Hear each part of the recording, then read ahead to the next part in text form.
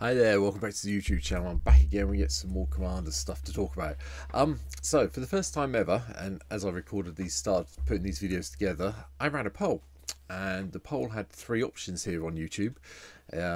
What decks would you like me to see me to cover as I'm coming to the end of OTJ? So the choices were Commanders with backgrounds, MH3 the new legends, and have to start looking at those cards, some random commanders that I would have generated, or some updates to the old deck. Now as I started getting ready for these videos, the one that was far in the lead was the commander one, with the background. So that's what we're going to start this week off with. Then for some reason overnight, over the last day, the MH3 ones have become more popular, so we'll do some MH3 videos. That'll be next week's ones, but I'll cover these this week. I've got a couple of these decks to do. I've got one more OTJ to do, and then if we get a chance on Thursday, I'll get one of the MH3 ones done as well, and we can start looking at them next week. But today, that's enough of what's coming. But we're going to start with Abdel Adrian, Gorion's War today, with 4 and a white for a 4/4 legendary creature human warrior. And when Abdel Adrian enters the battlefield, exile any other number of non-land permanents we control until Abdel Adrian leaves the battlefield, and we get a 1/1 soldier creature token for each permanent exiled this way. Now, I'm going to be honest, I wasn't 100% sure what the best way of building this deck was, and I had a poke around, and a lot of people seem to go down the blink route with Abdul, so you get whole loads of soldiers, more soldiers, and so on and so forth. And yeah, okay, that's fine. I decided to go down a slightly different route, so I picked a slightly different background command, because obviously the usual one with this is the one that gives all your creature tokens +2/+2, but I went with Agent of the Iron Throne. 2 and a black for enchantment.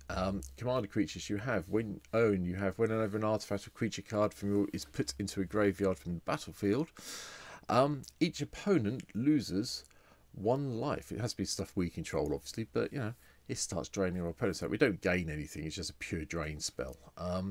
And this started me thinking, I haven't done a black-white deck for a fair while now, and yeah, I decided this is what I was going to go with. So that is what this pairing is what today's video is all about. So, starting at the beginning, creatures come first. By the way, I've preferred to do my decks this way, and I've decided it's probably the better way for me to do them. So it's going to stay like this for a little while.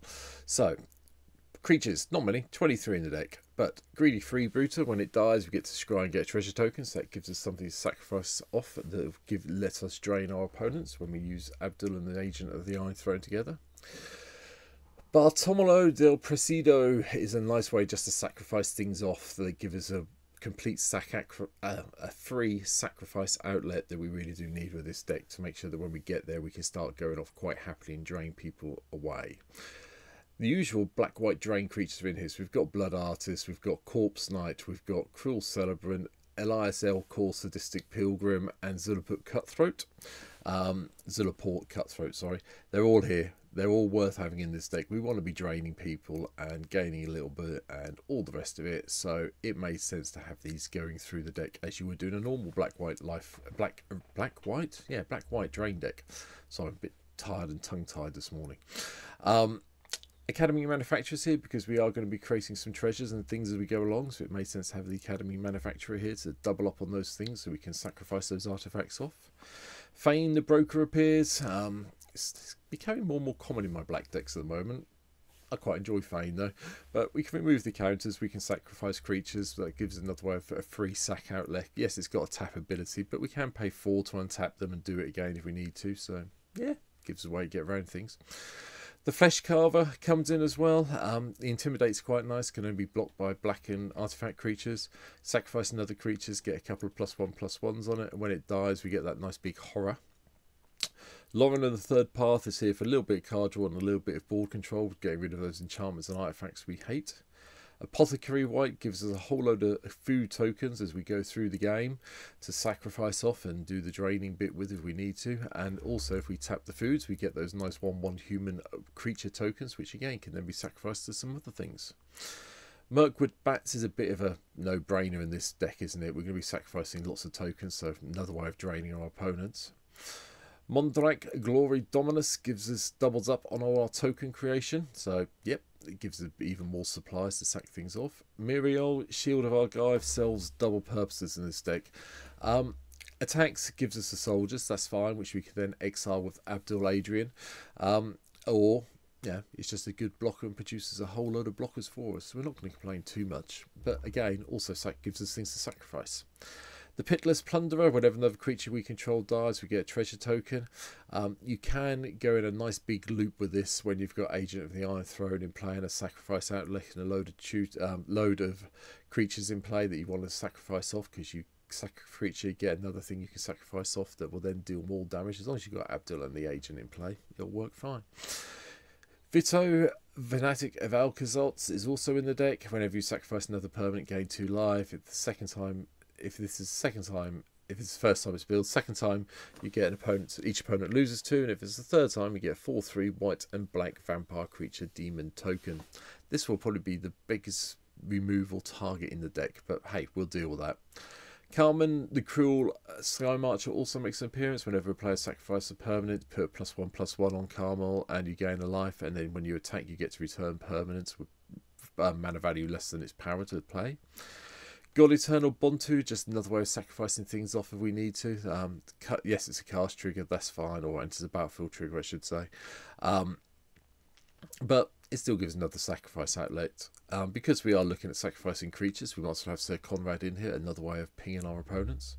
Grave Titan just gives us a big thing to help out with at the end of the day. A 6/6 Death Toucher will stop most things, and a couple of zombies, especially if we can get some more zombies, it's even better.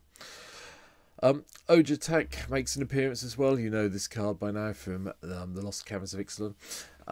Only doubles up your creature tokens, doesn't double up anything else. Well, treble up, I should say. Your creature tokens, not anything else. But with the amount of creature token generation we have in the deck, it makes sense having it in here. And yeah, if it flips into a land, it flips into a land, because we are only playing 35 and this is 36. And Sun Titan brings back some things from the graveyard when it comes into play or attacks. You all know what it does. It's great in this sort of deck because it'll bring back all the things down here that have probably been killed off very early in the game by your opponents when they realise what you're trying to do. We have a fair amount of spells in this deck for a change. I did keep 2 of the standard bounce, white, not bounce spells, flicker spells, that's the phrase I'm looking for. And so Cloud Shift still here, and Ephemerate, they're both here to help us out with Abdel Adrian to get all those triggers going. Secure the Waste just gives us a nice way of sinking all our mana into things to get some extra creatures if we need them at some stage. Vampiric Tutor, just go and find the card we need. Village Rites, a little bit of card draw, can sacrifice a creature. We put Dam in, just so we got either targeted removal, or we can do the whole double white and 2 for the Wrath of God type effect on this card. Deadly Dispute, another way of sacrificing an artifact or creature to get an artifact, well in this case a treasure and a couple of cards. Demonic Tutor, go and find the card we need. Grand Crescendo, because I like the idea of being able to give all my stuff into creatures I control indestructible if needed and get some extra tokens that way. Same with Martial Coup, controls the board, and we can get X to be 5 or more, we can blow the board up, which is very cool. Raise the Alarm, Servo Exhibition, just give us some early blockers in the game if we need them. Same with Sunset Reveille, if someone's got more life than us, we can gain life, we can get some tokens, we can draw some cards if need be. Toxic Deluge, Damnation, Wrath of God help us control the board. And Burial Rites is just my shout out to, I wanted some reanimation, it's black white deck, I want some way of getting things back from the graveyard that have been killed. This happens twice, I'm happy with that. Blood Money is a big version of a clear the board spell, but all the tap treasure tokens will be really nice if we can get Abdel Adrian and then the Agent of the Iron Throne back into play after we've cast this. And then I had a slot left.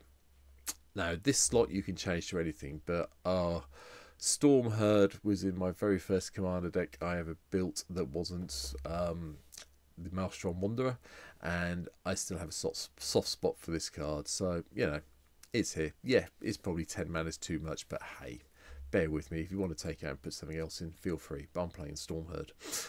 Artifact wise, a lot of it is ramp, I'll be honest. Jeweled Lotus makes an appearance because Abdel Adrian is very expensive to cast, and we want to get them into play as soon as possible. Our 2 usual suspend targets, Mox Tantalite and Soul Talisman, are here. Elixir of Immortality is in to shuffle everything back in when it goes pear-shaped. We've got the Lava Spur Boots to come in alongside the Swift Foot Boots as well, just to make sure we've got some way of protection at Abdul when we get him into play. Soul Ring, Arcane Signet, Jet Medallion, Pearl Medallion, Orzhov Signet and the Talisman of Hierarchy and Thought Vessel give us our static ramp, if you want a better word, artifact ramp. But we've also got some other free sacrifice accolades that will help the deck. We've got Ashnod's Altar and the Phyrexian Altar in here as well. They both make an appearance. I have no idea why Ashnod's Altar is so expensive at the moment on MTGO. Maybe it's just this version it's picked up, but it's, yeah, pricey. Whereas Phyrexian Altar is probably better because it gives you coloured mana. Doesn't give you as much, I agree, but it does give you coloured mana. But anyway, they're both in here. Free sacrifice outlays once we've got the Agent and Abdel in play. Enchantments, things that we can use to sacrifice. So mana sinks for vampiric rights to gain a life, draw a card when we sack a creature. Hidden stockpile lets us sacrifice a creature to scry one, and then if the permanent you control left the battlefield this turn, get a 1/1 servo token. So you sack off a creature, you get one back at the end of turn. Bastion of Remembrance gives us a creature and does the whole new game. Everyone loses one, we gain one. Anointed Procession had to be in the deck, didn't it? We're really focusing on tokens, so Anointed's in. And then the two things people really don't like. Smothering Tithe, just because we want some treasures, and this does help give us the treasures. And if we get so many treasures, Revel in Riches is ending up as a backup win condition force. Although I have won a game based on the tokens that I have generated from the wherever it's gone. Pitless Plunderer. That's the one I was looking for. You can do it so you can have 10 treasures ready to go, begin your upkeep and just win. So yeah, have done that once. Bit of a beady way to win, but it does win that way.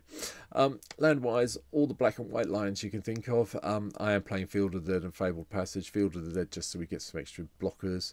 9 plains, 9 swamps. Obviously we've got the double face card with our wonderful Ogre attack if we need it. So we're maybe a few lands short, but we are playing a lot of artifact ramp, so we should be able to get there. And that is it. Not the first background pairing I've done, but I think these are the ones I've really thought about quite happily. So that's today's deck taken care of. I hope you've enjoyed it. Please, if you can, hit the subscribe button down below. There'll be another poll going up on the channel later in the week. I will be looking at some of the MH3 commanders and what order you want to see them next week when I've picked them out. I have got a plan for one this week, so if I get it done, that'll come out on Thursday. Tomorrow's another partner pairing. Wednesday, as I said, will be an OTJ commander that I've just realised I've missed, and I've built it, I haven't recorded it, so keep your eyes out for that on Wednesday. And tomorrow we'll have another one of these ones with the background. So for now, thanks for watching, take care, I'll see you soon, bye.